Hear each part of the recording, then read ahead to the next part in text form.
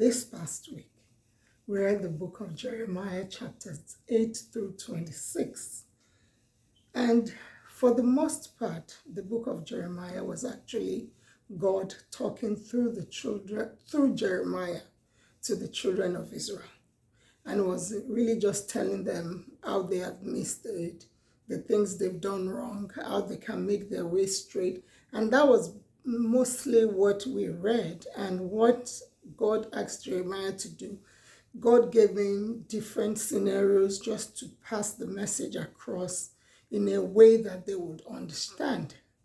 And in some instances, they didn't listen to him. Jeremiah was the one they called the weeping prophet. Why they called him the weeping prophet, I don't know.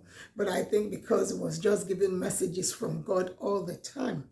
In chapter 8, it says that even the prophets that call themselves prophets sometimes are not straightforward, and they're not saying what God said they should say. That was in chapter 8. And Jeremiah continued to tell the children of Israel what God told him to tell them. And was God using him to remind them that they have lost that place of relationship with God. And of course, when we lose relationship with God, that's when we begin to miss our ways. We do the things we're not supposed to do when we don't have a relationship with God. And then in chapter 23, it actually speaks to the pastors, prophets that lie to the children of God. And God said he will judge them. So if you are a man of God out there, woman of God, and you're saying what God has not told you to say just because you want followers, God said he will judge you. In chapter 26, God gave the people another opportunity to repent through Jeremiah. But guess what? Instead of them repenting, they tried to kill the prophet because they said he was a prophet of doom and he was not saying anything good. But fortunately for Jeremiah, there were some elders in the city that believed him, and then they also brought to the knowledge of the children of Israel that the same thing happened when Hezekiah was king. And what he did was to repent of what the prophet told him instead of trying to kill the prophet.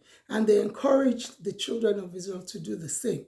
And is it not the same thing with some of us, including myself sometimes?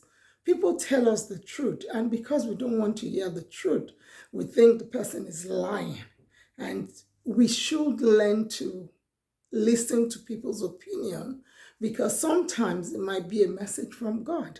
And we should also know that that person telling us the truth is actually somebody that loves us.